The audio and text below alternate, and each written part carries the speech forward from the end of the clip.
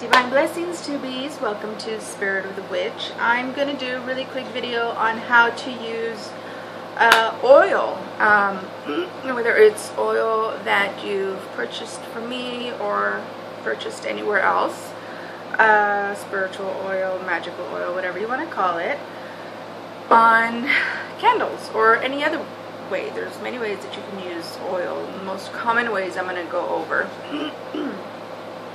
You can use your magical oils to anoint candles, to anoint yourself when you're getting ready to go into a meditative state, depending on what you're meditating for. Excuse me. So, let me get started. What you can do, oh, I don't have my herbs with me, but okay. So, if you're getting ready to do a spell and using one of these taper candles, you can just dab some oil either on your fingers, on your hand. My dog, she's messing with my stuff down here. On your fingers or on your hand. I have nails, so I don't like anything getting underneath my nails, so I use this brush. I just dip it in my little bottle, or I pour some out maybe in the cap or in another little container, so I don't have to keep dipping in the bottle, just to keep my oil clean and clear and make sure nothing else goes in there besides what I have in there. And so you just want to dip your brush. If you use a brush, you don't have to, but I do. And you want to just dress your candle, okay, from the bottom all the way up. All right. Now there's different schools of thought on this. If I want to manifest something or bring something to me, then I anoint the candle from here down, okay, because I want to bring something to me. When I'm trying to banish something, then I anoint it from here up, so it can just go away as it burns, okay, go away. As the smoke goes away, then that whatever I want to banish or bind is going away.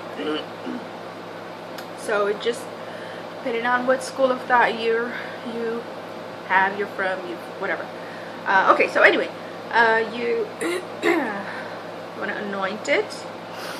And then I didn't bring my herbs to show you, but after it's full of oil, you don't have to drench it or anything, you know, I mean, a little bit of oil goes a long way. Then I just get my loose herbs.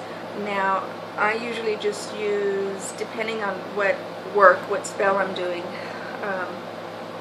I use my little pile of herbs or even the loose incense that I make, because it has all the herbs and bark and resins and roots that I want for whatever purpose. Or if you want to just use one or two, that's fine, or even just one, whatever. Get your herbs or bark or resin, whatever you're going to use on your candle, and then just take a pinch and then just sprinkle it. Just sprinkle it. Just sprinkle it till it's all, you know, it doesn't have to be packed on there, you know. As long as it's on there, you know, get the energies of the herbs on there, and the oil will make the herbs stick. So, yay! And it looks so pretty. Some people, I know, sometimes I do this. I use this. You can use a plate, whatever kind of surface you want. But I will I'll sprinkle the herbs here on the bottom, and then after I've anointed the candle, I'll just, you know, roll the candle on the herbs, and it gets full of herbs. Okay, so there's one way. Also, just another quick thing here. You can write down your name, zodiac sign, any kind of symbols, whatever you want on here. And it looks really nice. You carve it first, anoint it with oil, and then sprinkle the herbs on here, and it looks really nice because you can see the shape of what you've carved out in there and stuff. It looks cute. Anyway, so with these, I use these quite a bit. just because that's just how I was taught. It's just what I'm used to. These 7-day Vigil candles. And depending on what I want to use it for, you know, you get the appropriate herbs or whatever you're going to use, crystals, whatnot, and you can anoint this with oil as well. Now, because I have Catholic roots, depending on what you want to do, you choose what you think will work for you, okay? I would get just a dab, you know, I would open it and just get a dab on my finger and anoint top of the candle, bottom of the candle, front and back of the candle. Now, because like I said, I have Catholic roots, I would make with my finger with oil, I would make a sign of the cross, you know, this way, okay, and same thing on the bottom, and then on the front of the candle, turn it around, do it on the back of the candle, and I've anointed my candle. You don't have to do it on the sides because, you know, you're still handling the candle. You can just do it on the top, you can do it on the bottom. Also, another thing that I do is you can use a skewer, whatever you want. I use a screwdriver because it doesn't break. It's a perfect little point that I have here. It's not like big or anything. I use a screwdriver to make holes in the on the top of the candle. And I'll just show you really fast here. It's really easy. I mean, these candles are not hard. You know, it's not hard to push the screwdriver in. And that's it. It doesn't go all the way down, obviously, because it's not a super long screwdriver. If you have one, great. If you don't, it's okay. So I usually make 5 to 9 little holes around the candle, and then I sprinkle, I'll get a dropper, and I will get some oil from my oil bottle, and I just drop, you know, 5 to 7 drops of oil in there around clockwise.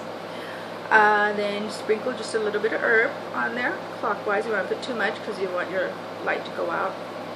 Shouldn't affect it really, but still, you don't want to drench it. So just sprinkle a little bit of herb on there, and that's it. You know, intention, intention, intention. But really, this video is just on using oil, so I'm not going to go into all that other stuff. So there's another way you can do it.